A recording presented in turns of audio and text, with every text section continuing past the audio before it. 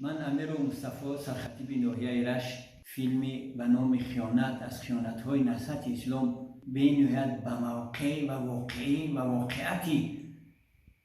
همون کارهای زشتی این حزب نهضت اسلام رو نشان می‌دهد و به موقع است که مردم تاجیکستان اینه که این خیانت‌ها و کارهایی که این حزب در حق مردم کردن بدانند. من یک از پیدایش حزب چخیلی که اطلاع دارم، حزب نهضت اسلام با یاردن خواجگان خارجی تأسیس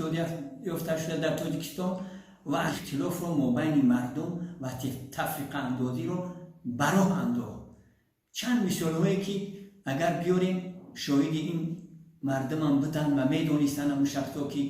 در گلستان دعا نکنید، صدقه نکنید، دیگر عملو را نکنید، کارهایی بود که به روش و عادت یعنی که موقع مردم ما ناسازگار بود. اصل این حزب برای اختلاف داشتن مردمی تاجیکستان بنیاد شده بود و این را ما به چشم خود دیدیم. با این هم قناعت نکرده در سالهای 90 عصر گذشته